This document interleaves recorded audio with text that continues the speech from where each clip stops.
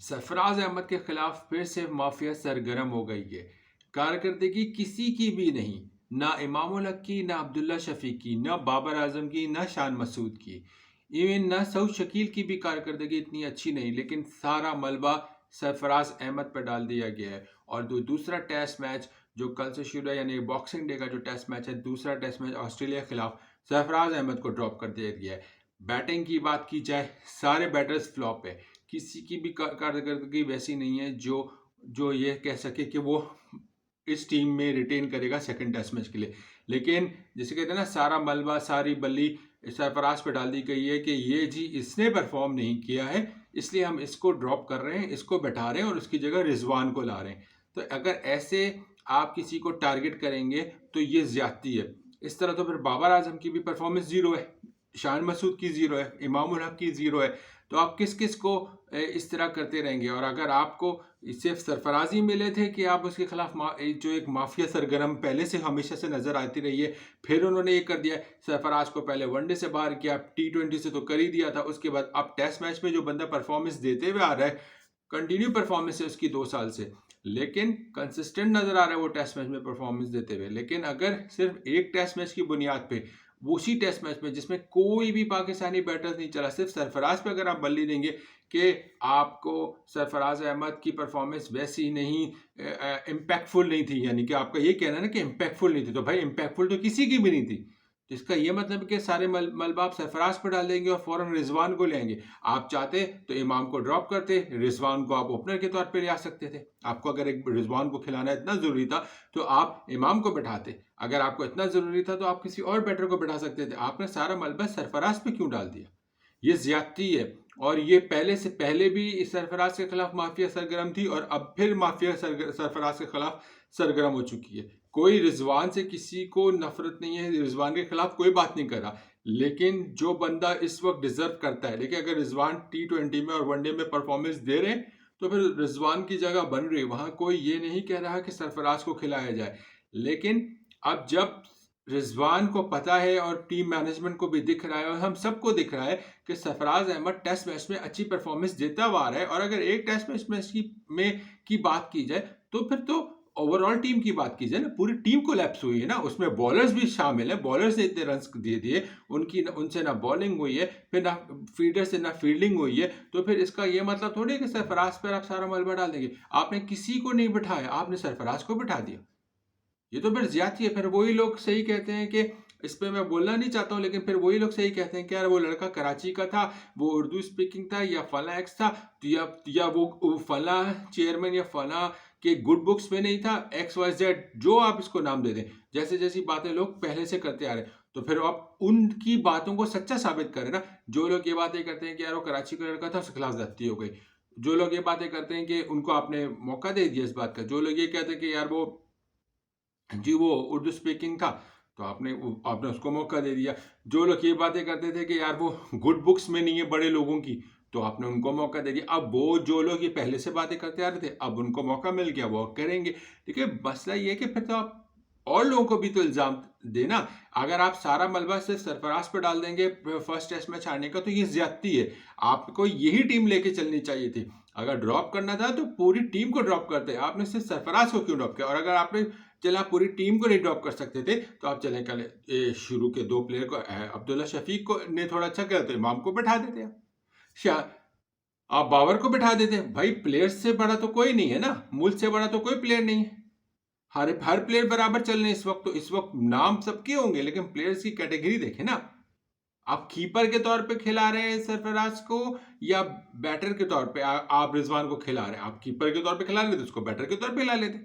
लेकिन यहां तो पूरी की पूरी माफिया सरगर्म है। अब आप देखिएगा कि सरफराज को यहां से बाहर किया, अभी रिजवान, आप देख लीजिएगा रिजवान परफॉर्मेंस देगा या नहीं देगा। अगर नहीं देगा तो एक पूरी PR कैंपेन बैठी होगी, यार क्या हुआ, अभी एक ही टेस्ट मैच की तो बात थी, तो भैया एक ही टेस्ट मैच की तो बात सरफराज की भी थी, तो उसको क्यों बैठा दिया? उस बेचारे का क्या कसूर है? अब दूसरा टेस्ट मैच में देखते हैं क्या कारनामा देते हैं। ये सवाल उठेगा, जक्का अशरफ से उठेगा सवाल, उठेगा अपना हफीज से उठेगा, वहाब रियाज से उठेगा, कोच से उठेगा, अपना शान मसूद कप्तान से उठेगा, वाइस कप्तान शाहीन शाह अफरीदी से उठेगा। शाहीन शाह अफरीदी जिसकी कारकर्दगी खुद जीरो है, उसको आपने रिवॉर्ड देके वाइस कप्तान बना दिया। उसके बाद आप दूसरा उसको रिवॉर्ड देंगे कि उसको आप ओडाई का कप्तान बना देंगे। T20 के कप्तान तो आप उसको पहले बना ही चुके। तो आप एक तरफ दिखा रहे हो कि पूरी नाइंसाफी, क्लियर नाइंसाफी हो रही है एक बंदे के साथ, दूसरी तरफ आप देख रहे हो कि जो सेम हालत है सबकी, कोई ऊपर नीचे नहीं है, सब बराबर है। उसकी कारकर्दगी भी बुरी, उसकी भी कारकर्दगी बुरी, लेकिन जिसकी कारकर्दगी बुरी उसको बाहर, जिसकी कारकर्दगी सेम बुरी उसको आप कप्तान बना रहे हो, कभी वाइस कप्तान बना रहे हो, किसी को टीम में रखे हुए, कंसिस्टेंट टीम में रखा हुआ है आपने। अब ये समझ में नहीं आ रहा है कि मोहम्मद नवाज ने कौन सी कारनामा अंजाम दिया था कि उसको दोबारा टीम में बुला लिया अगर नौमान अली इंजर्ड हो गए तो हमारे पास यानी कि बैकअप पे कोई स्पिनर ही नहीं है। हमारे पास कोई ऐसा स्पिनर नहीं है डोमेस्टिक में जो कि इस काबिल हो कि वो आके टेस्ट मैच खेल सके किसी। अरे 4 रोजा तो कितने अच्छों ने खेला होगा कि पूरी हमारे पास क्या पीछे से बैकअप खत्म हो गया स्पिनर्स का, कि अगर नौमान अली नहीं होंगे साजिद के बाद तो फिर आप मोहम्मद नवाज जैसे बॉलर को आप टेस्ट मैच में बुला लोगे। ये किस क्राइटेरिया से सिलेक्शन हो रही है, किस क्राइटेरिया से लोगों को ड्रॉप किया जा रहा है, किस क्राइटेरिया से लोगों को वाइस कप्तान बनाया जा रहा है, किस क्राइटेरिया से आगे चल के उसको टीम का ओडाई का कप्तान बना दिया जाएगा, और किस क्राइटेरिया से सरफराज अहमद को बाहर कर दिया जा रहा है, और किस क्राइटेरिया से दूसरों को टीम में रिटेन रखा जा रहा है, उनको बाहर नहीं निकाला जा रहा। हालांकि ये जो जितनी भी मैंने बातें की हैं इन सारे प्लेयर्स की, चाहे बॉलर हो, बैट्समैन हो या दूसरा सरफराज हो, इन सब की परफॉर्मेंस सेम है। ऐसे कैसे चलेगा यार, ऐसे थोड़ी चलेगा। ये तो पूरी साफ नजर आ रहा है कि एक पूरी साजिश हो रही है, एक माफिया बैठी हुई है। माफिया चाहती नहीं है कि सरफराज पाकिस्तान टीम में खेले। पहले उसको आपने कप्तानी से हटवा दिया, उसके बाद आप बोलते हो कि मैंने वो कर दिया। चले कप्तानी उसकी चली गई, वो ठीक थी, जिस बुनियाद पे गई उस टाइम वो वक्त भी गुजर गया, उस टाइम उसकी परफॉर्मेंस अच्छी नहीं थी, वो चली गई जैसे बाबर की गई। लेकिन इसका ये मतलब थोड़ी कि बंदे ने कम बैक किया तो आप उसको ऐसे बाहर करोगे। उस बंदे ने डोमेस्टिक भी परफॉर्मेंस दी थी। ऐसे नहीं होता भाइयों, ऐसे नहीं होता। ये आप टीम का बेड़ा गर्क कर रहे हो। जो भी इसकी करता रहता है इसका बेड़ा गर्क कर रहे हो आप लोग। ये माफिया को आप, माफिया इतनी पावरफुल हो गई कि उसने सरफराज को दूसरे टेस्ट मैच से बाहर कर दिया। चलो सबकी परफॉर्मेंस अच्छी होती, सब अच्छी परफॉर्मेंस दे रहे होते तो मैं कहता हाँ चलो सरफराज की बुरी थी, इसको बाहर कर दिया, चलो डिजर्व करता। ये तो डिजर्व भी नहीं करता यार, उसकी तो अभी खिलाओ, उसको तो खिलाओ, खिलाओगे तो वो होगा ना, वो साबिक कप्तान है, सीनियर प्लेयर है आपका, वो डोमेस्टिक खेलता आ रहा है आपके लिए, डोमेस्टिक परफॉर्म करता आ रहा है, 4 रोजा मैच हो, वनडे हो, सब खेलता हुआ आ रहा है वो पाकिस्तान की डोमेस्टिक के लिए, और वहां परफॉर्म भी करता हुआ आ रहा है, और वो अपनी मेरिट बेस पे पाकिस्तान टीम में शामिल हुआ था। और एक टेस्ट मैच की कारकर्दगी की बुनियाद पे आपने उसको बाहर कर दी।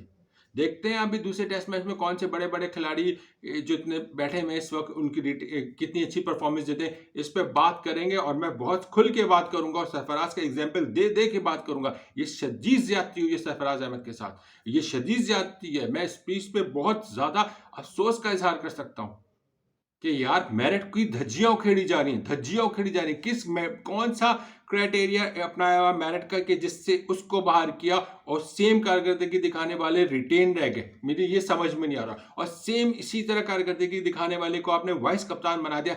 इस चीज की जवाब तो देना पड़ेगा पाकिस्तान क्रिकेट बोर्ड को, या उनके जो भी इस पूरी डिसीजन मेकिंग में शामिल है। शान मसूद से भी सवाल है कि कप्तान आप नए बने थे, आपको तो मैंने पहले ही बोला था कि आप एक पैराशूट के जरिए पाकिस्तान क्रिकेट टीम पे आए, फिर भी हमने कहा चलो बन गया कप्तान, आगे चलते हैं, मूव फॉरवर्ड। लेकिन अब ये तो आप ऐसे तो आप ज्यादती कर रहे हो सबके साथ। फिर लाइकिंग डिसलाइकिंग पे हम पहले बाबर को इल्जाम देते रहे, अब आप तो लाइकिंग डिसलाइकिंग की तो मैं बात ही नहीं कहूंगा, आपको तो कोई पसंद नापसंद को बात। आप तो ये साफ साफ नजर आ रहा है कि यहाँ साजिश एक माफिया बैठी हुई थी जो पहले सरफराज को नहीं चाहती थी, अब फिर वही शुरू हो गया। अभी आपने एक टेस्ट में से ड्रॉप किया, आप देखिएगा अगले सीरीज में आप उसको सिलेक्ट नहीं करेंगे। अगर यही हालात रहे, यही साजिश रही तो बहुत बुरी हालात है। कल देखते हैं टेस्ट मैच पाकिस्तान कैसे खेलता है, और बहुत बड़ा सवाल है कि इस पे पाकिस्तान अपनी इज्जत बचाता है या नहीं। अपना राय का इजहार कीजिएगा कि सरफराज के साथ जो ज्यादती हुई है, मुझे लगता है कि ज्यादती हुई है। आपको क्या लगता है, इस पर राय का इजहार कीजिएगा। अपना ख्याल रखिएगा। अल्लाह हाफिज।